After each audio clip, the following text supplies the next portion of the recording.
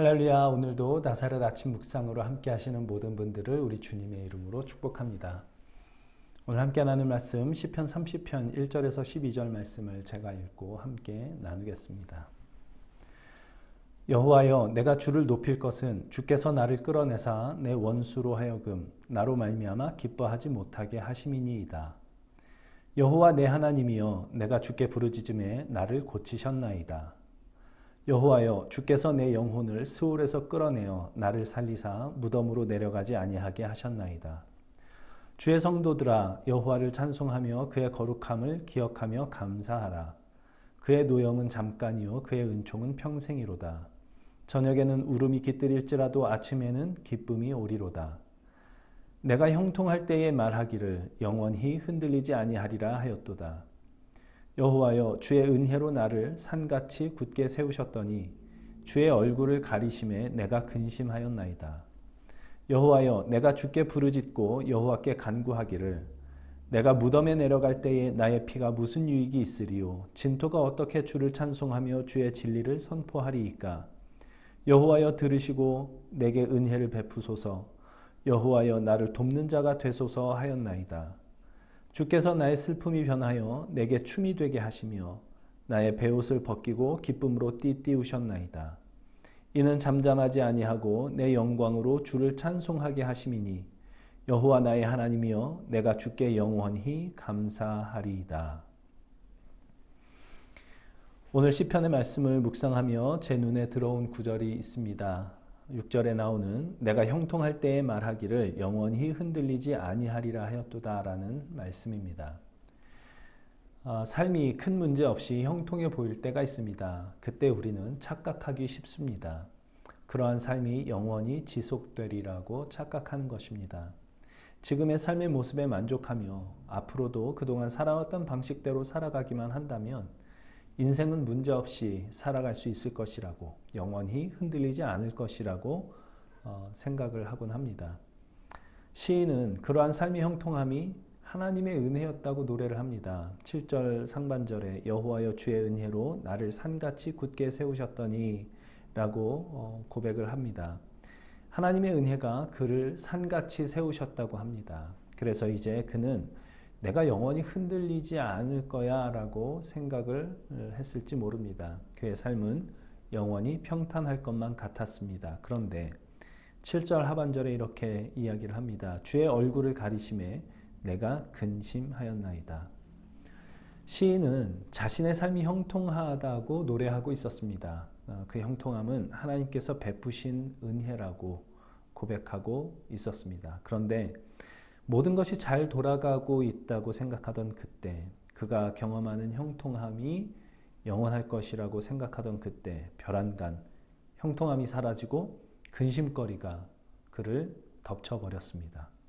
이유는 하나입니다. 주께서 당신의 얼굴을 가리셨기 때문입니다. 빛나는 하나님의 얼굴이 가려지면 당연히 어둠이 임합니다. 심령을 비춰주시던 빛이 사라지면 마음이 어두워지며 근심이 임합니다. 형통하던 삶에, 밝게 빛나던 삶에 느닷없이 어둠이 임하고 근심이 쌓여가는 것은 주의 얼굴이 가려질 때 그렇게 됩니다. 이것은 우리가 형통하다고 주의 은혜라고 아무리 노래를 한다 할지라도 그것이 마치 내가 만들어내는 것인 양 생각을 하게 된다면 그때 하나님의 얼굴은 가려지고 형통함은 사라지고 어둠과 근심이 임하게 된다라는 아주 평범한 그러나 분명한 진리를 우리에게 가르쳐주고 있습니다. 오늘 우리가 이와 비슷한 경험을 하고 있습니다. 얼마 전까지 우리의 삶은 형통했습니다. 기술은 발전했고 경제도 잘 돌아갔습니다. 세상이 이런 식으로만 돌아간다면 영원히 흔들리지 않고 살아갈 수 있을 것 같았습니다. 지금까지 살아온 방식을 고수하면 될 것 같았습니다. 그런데 그런 우리의 삶 속에 코로나 바이러스라고 하는 폭탄이 떨어졌습니다. 러시아 우크라이나 전쟁이 터졌고 수많은 사람들이 희생됐고 전 세계가 걱정과 불안함과 두려움에 직면하게 되었습니다. 형통했던 우리의 삶에 별안간 근심거리가 생긴 것입니다. 우리는 어둠과 불안함과 두려움에 휩싸였습니다. 코로나 이전에 우리가 누렸던 형통함, 또 전쟁이 일어나기 전에 우리가 가졌던 안정감, 이 모든 것들은 하나님의 은혜였습니다.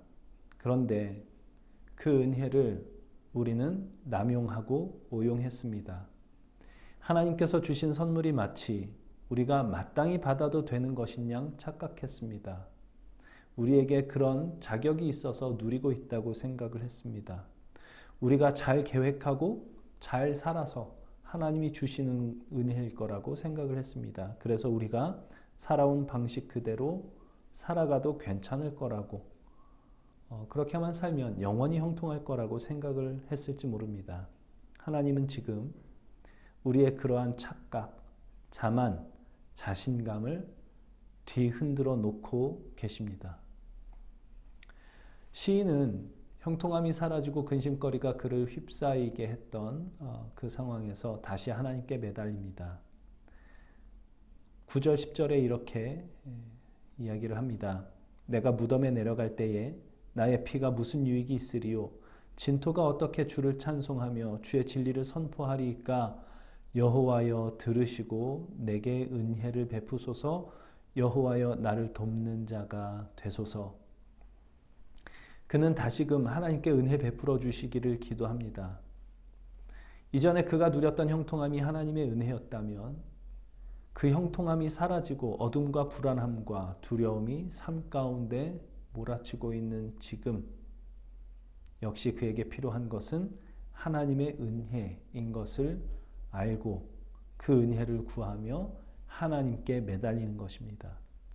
지금 우리에게 필요한 것은 바로 이것일 것 같습니다. 하나님의 은혜를 받기 위해서 우리가 어떤 자격을 획득하려고 애쓰는 것이 아니라 하나님의 은혜가 필요함을 끊임없이 자각하고 그 은혜를 구하고 그 은혜를 갈망하는 것입니다. 나의 모든 생각과 마음과 삶을 그분의 은혜에 맡기기로 하는 것입니다. 그 은혜 속으로 들어갈 때 우리는 시인이 5절에서 노래한 노여움은 잠깐이요 은혜는 평생이신 그 하나님을 경험하게 됩니다. 지금은 하나님의 노여움으로 우리가 울고 있는 것일 수 있습니다. 코로나 바이러스가 그럴 수 있고 전쟁이 그럴 수 있고 또 우리 삶에서 일어나는 여러 가지 일들이 그럴 수 있습니다. 그러나 그것은 잠깐입니다.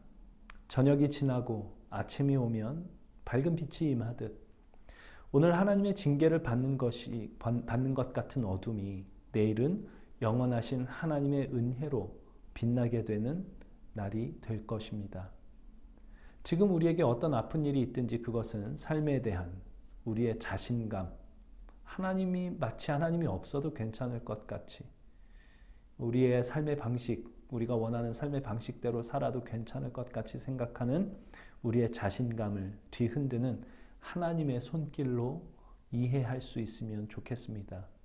그 속에서 우리에게 정말 필요한 것은 그 문제를 해결할 기술이 아니라 하나님의 은혜라는 것을 깨우치게 하시는 하나님의 만지심, 그것이 오늘 우리가 겪고 있는 아픔들일지 모릅니다. 그것은 잠깐입니다. 영원한 것은 하나님의 은혜입니다. 그 잠깐의 노여움마저도 영원하신 하나님의 은혜로 우리에게 주시는 하나님의 손길인 것을 안다면 우리는 하나님 아버지 안에서 오늘의 현실을 견디고 인내하고 또 하나님의 은혜를 구하며 이겨나갈 수 있을 것입니다. 여러 가지로 혼란한 세상, 오늘도 우리 하나님의 그 은혜를 구하는 오늘 하루가 될 수 있으면 좋겠습니다. 하나님, 우리에게 필요한 것은 절대적으로 우리 하나님의 은혜입니다. 우리에게 은혜를 베풀어 주옵소서. 그 은혜로 살아가게 하여 주옵소서. 그 은혜 속에서 오늘 우리에게 임하는 아픔과 어려움들도 우리의 어리석은 자신감을 뒤흔들어 하나님을 찾게 하시려는 하나님의 손길임을 깨닫게 하옵소서. 모든 것이 하나님의 은혜임을 알며 그래서 더욱더 그 은혜를 사모하며 그 은혜를 구하며 살게 하여 주옵소서. 예수님의 이름으로 기도합니다. 아멘.